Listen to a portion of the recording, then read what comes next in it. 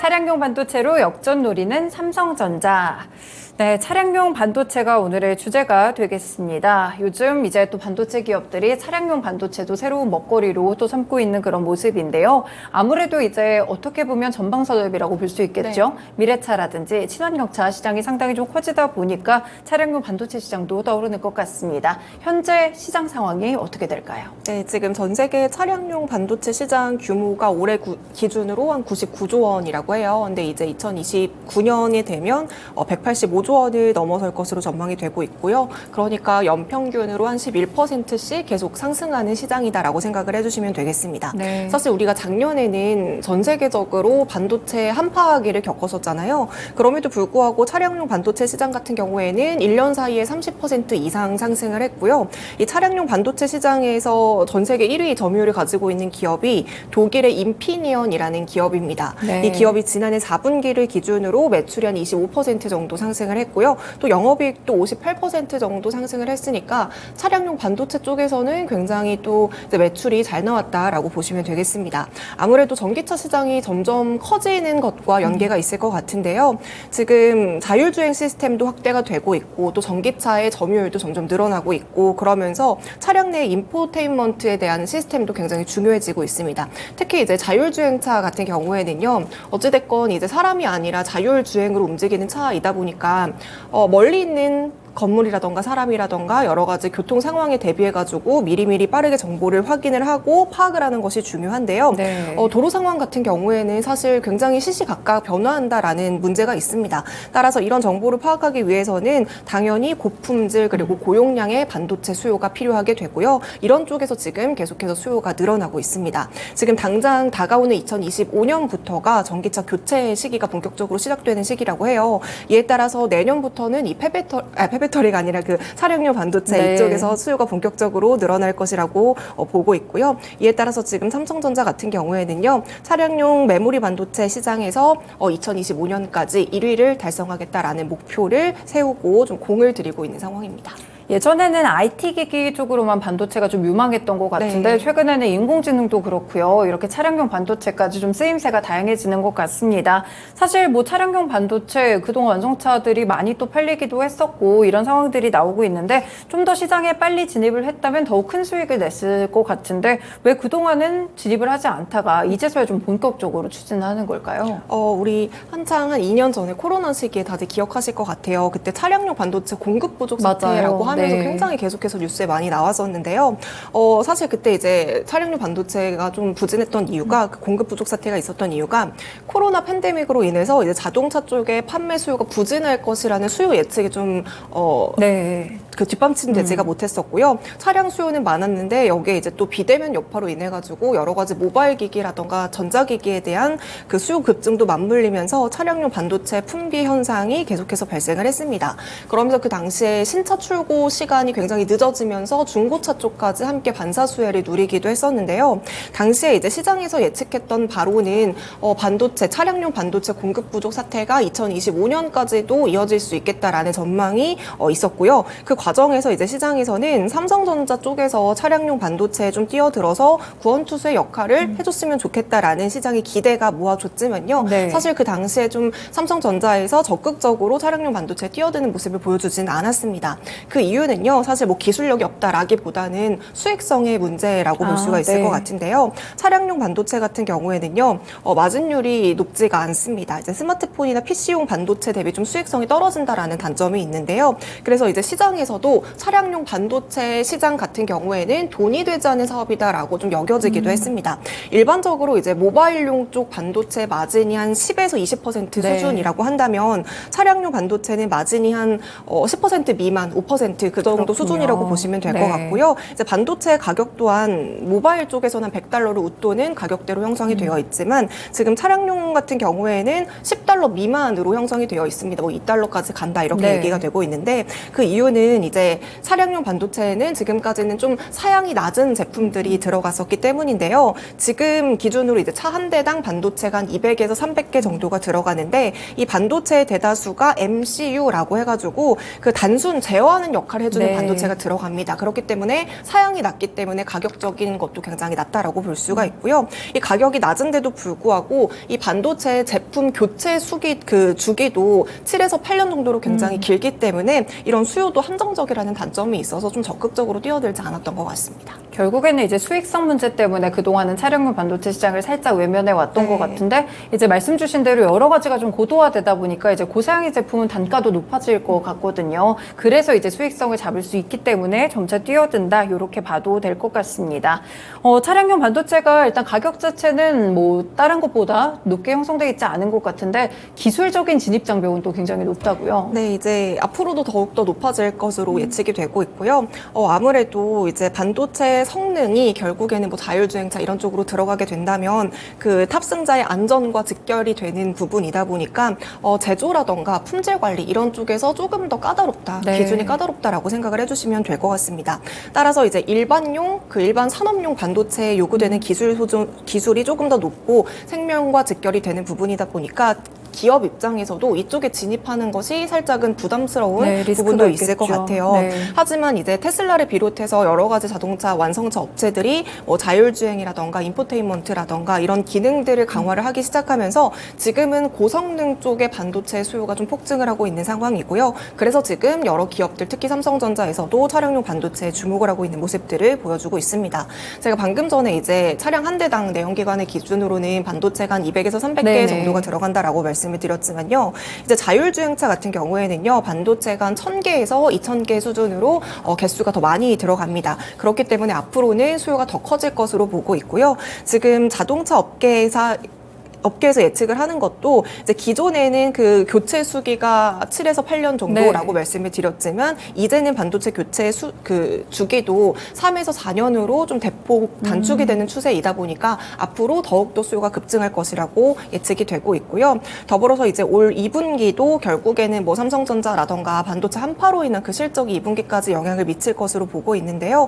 여기에 지금 스마트폰 업황도 사실 좋지는 않은 상황입니다. 그렇죠. 그래서 네. 여러 기업들이 그 스마트폰에 대해서 이제 앞으로 성장 동력을 기대를 하는 수준도 굉장히 낮아졌어요. 그렇기 때문에 이제는 삼성전자에서도 뭐 AI용이라던가 차량용 반도체 쪽으로 눈을 돌려서 사업 다변화를 하는 부분도 필요하고요. 그래서 지금은 이제 자동차용 쪽으로 반도체로 개선하면서 체질 개선에 나서고 있습니다. 네, 지금 자동차용 이제 반도체가 P와 Q가 좀 동시에 증가하려는 그런 움직임들까지 이어지는 것 같아서 확실히 이제 기업들도 주목을 하는 것 같습니다. 그리고 이제 우리나라 국내 기업이죠. 이제 반도체 쪽에서는 삼성전자가 톱이고 또 자동차 쪽에서는 현대차가 톱인데 이 두 기업이 함께 좀 협력을 해서 차량용 칩을 공급받을 것이다. 이런 소식도 있었어요. 네. 어떤 칩일까요? 네, 이번에 이제 엑시노스 오토 V920이라는 칩을 이제 현대차에게 공급을 하겠다라는 이제 내용이 전해졌는데요. 사실 이제 삼성전자 같은 경우에는요, 이 차량용 반도체 시장에 지금 이제 2023년에 지금 발을 첫 내디딘 네. 건 아니고요. 2015년에 이미 이제 차량용 메모리 시장에 좀 진출했던 바가 있었고요. 그리고 이제 2017년에 업계 최초로 이 고속 저장 장치를 선보이고 이어서 또 이미지 센서 이런 여러 가지 다양한 메모리 반도체 제품들을 출시한 바 있습니다. 그리고 이제 2018년부터는요, 엑시노스 오토라는 반도체 시리즈를 계속해서 출시를 하면서 아우디에게도 이제 이 제품을 납품을 하기도 했었고요. 또 폭스바겐까지 고객사로 끌어들이면서 여러 가지 이제 고객사들을 확보하는 모습들을 보여줬습니다. 그리고 이제 2018년부터 엑시노스 시리즈가 출시가 되면서 계속해서 이제 업그레이드 되는 과정들이 있었겠죠. 그리고 이제 올해 6월에는 최종적으로 현대자동차에게 엑시노스 오토 V920에 대한 첫 공급 물량을 따냈습니다. 네. 이 엑시노스 오토 V920은 이제 삼성 쪽에서 그 테크데이 때 지난해 이제 10월 쪽에 테크데이 때 공개를 했던 차세대 반도체 인데요. 이 엑시노스 이번에 이제 현대차에게 공급하는 이 반도체 칩이 삼성전자가 독자적으로 개발한 반도체는 아니고요. 이 ARM이랑 함께 협업해가지고 만든 반도체라고 보시면 되겠습니다. 네. 그럼 이번에 공급하게 된 이 반도체가 차량에게서 도대체 어떤 역할을 하는지를 네. 말씀을 드려보자면요. 운전자의 음성을 인식을 하고요. 그래서 상태를 감지하는 운전자 모니터링 기능도 함께 하고 있고요. 그리고 또 이제 주변을 계속해서 확인을 하고 파악해가지고 안전하게 주행을 할 수 있도록 조성하는 기능을 함께 하고 있습니다. 사실 원래 삼성전자 같은 경우에는요, 이 전장용 칩을 만들 때 그 ARM의 범용, 그러니까 그냥 시중에 네네. 판매되고 있는 기성 제품의 CPU를 사용을 해왔었거든요. 그런데 이번에는 맞춤형으로 이제 좀 타겟을 잡아가지고 ARM이랑 공동으로 이 CPU를 개발했습니다. 그렇기 때문에 이번에 들어가는 칩에는 범용이 들어가는 게 아니라 공동으로 개발한 칩이 들어간다라고 생각을 해주시면 좋을 것 같고요. 네. 그렇기 때문에 이전 제품과 비교했을 때도 성능이 2배 이상 더 빠르다라고 지금 얘기하고 있습니다. 그리고 지금 더불어서 이 칩에는요, 고성능과 저정력의 그 LP, DDR5도 같이 들어가 있기 때문에 여러 가지 디스플레이나 카메라 센서가 들어있지만 그럼에도 불구하고 무리 없이 원활하게 좀 제어가 가능하다라는 특징이 있습니다. 어찌됐건 지금 현대차에게 최종적으로 이제 공급을 하는 시기는 2025년으로 이제 예측이 되고 있지만 결국에는 하반기부터 여러 가지 함께 협력을 하면서 시제품 개발도 함께 참여할 계획이라고 합니다. 네, 이렇게 완성차와 또 국내 이 반도체 투톱 이렇게 종목들이 함께 또 협력을 한다니까 굉장히 또 기대가 되는 소식이 있습니다. 네, 그리고 이제 몇 달 전에는 이재용 삼성전자 회장이 또 일론 머스크 CEO랑 함께 좀 만났어요. 네. 여기서 이제 자율주행차 반도체 협력에 대한 기대감으로도 관련 종목들이 엄청 또 오르고 그랬었거든요.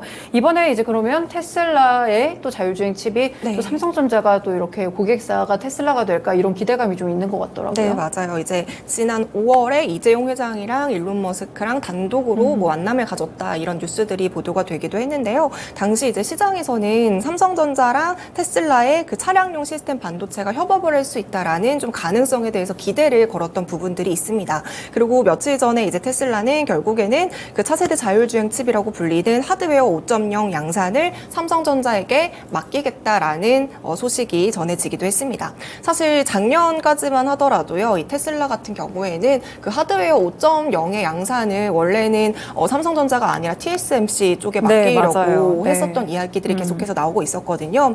사실 이제 테슬라 같은 경우에는 삼성전자랑 그 자율주행 칩에 대해서 하드웨어 4.0까지 계속해서 굉장히 오랜 시간 함께 협력을 하던 입장이었어요. 그런데 이제 수율 문제가 삼성전자보다는 TSMC 쪽이 더 좋다라고 이제 일론 머스크는 생각을 했다라는 거죠. 그렇기 때문에 TSMC 쪽으로 조금 기우는 모습들을 보여줬고요. 올 상반기까지도 TSMC와의 하드웨어 5.0에 대한 논의를 계속해서 이어가고 있었습니다.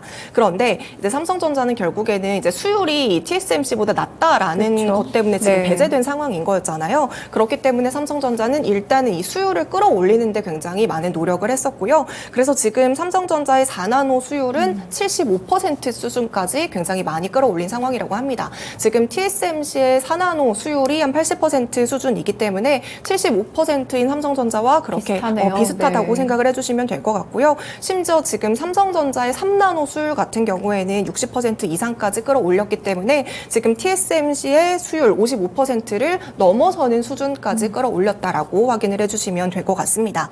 이렇게 되게 단기간에 수율이 굉장히 많이 끌어올렸잖아요. 이 단기간에 수율을 끌어올린 배경이라고 한다면 결국에는 지금 반도체 업황이 약간 부진하다 보니까 공장 가동률이 떨어집니다. 네. 그래서 이 공장 가동률이 떨어진 만큼 대신에 테스터를 할 수 있는 웨이퍼의 투입량을 늘려가지고 네. 이 부분에서 계속해서 테스트를 하면서 수율을 좀 단기적으로 끌어올렸다라는 이야기들이 있고요. 결국에 이렇게 수율이 좋아지다 보니까 지금 AMD라던가 엔비디아라던가 여러 가지 글로벌 고객사들의 관심도 함께 높아지는 중이라고 합니다.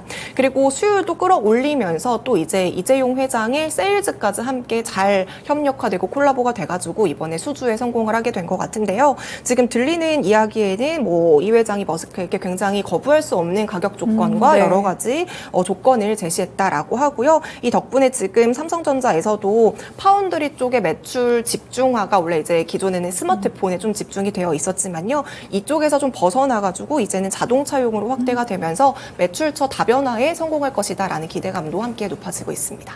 네, 삼성전자가 이제 차량용 반도체 시장까지 좀 섭렵하려고 하는 것 같은데 네. 요즘 진짜 반도체 종류들을 많이 개발을 좀 하는 것 같아요. 네. 또 인공지능 관련 반도체 소식도 있고 어떤 칩들을 또 개발하고 있을까요? 네, 이번에 이제 또 차량용 반도체 쪽에서 새롭게 또 칩을 개발을 하고 있는데요. UFS 3.0이라는 이제 반도체 양산을 새로 시작했다고 이제 발표를 한 바가 있습니다. 이 UFS 3.1 같은 경우에는요, 업계에서 최저 소비 전력을 가진 메모리 반도체다라고 생각을 해주시면 될 것 같은데요. 지금 UFS라고 네. 붙은 이 UFS가 뭐냐면, 원래는 이제 스마트폰이나 태블릿 PC와 같이 모바일 기기에 주로 장착이 되어 있던 메모리예요. 그 낸드 플래시의 규격이라고 생각을 해주시면 될 것 같은데요.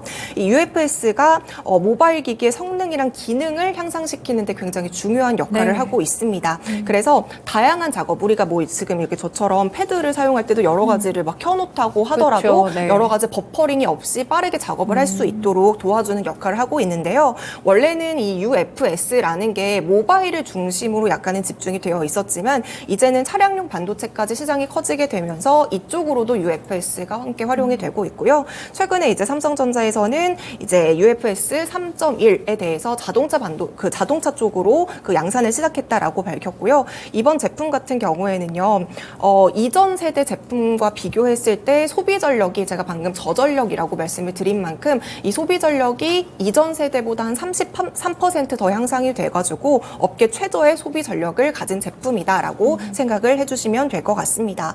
결국에는 이제 소비 전력이 향상이 된 만큼 지금 자동차 배터리가 조금 더 오래 갈 수 있다라는 장점이 있고요. 결국에는 효율성을 높이는 데 상당히 많은 도움을 줄 수 있을 것으로 예상이 되고 있습니다.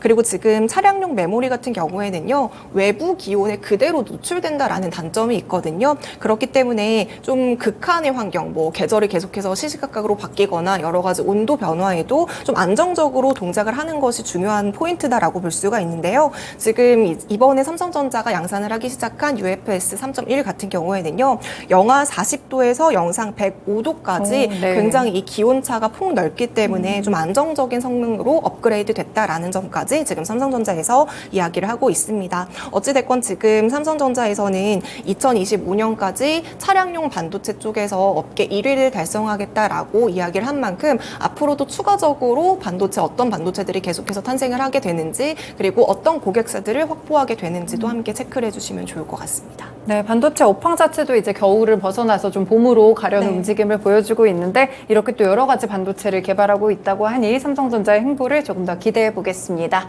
저희 이렇게 일부 쉬운 이슈 읽어주기 시간에서는요, 삼성전자의 차량용 반도체와 관련된 소식들 짚어봤습니다.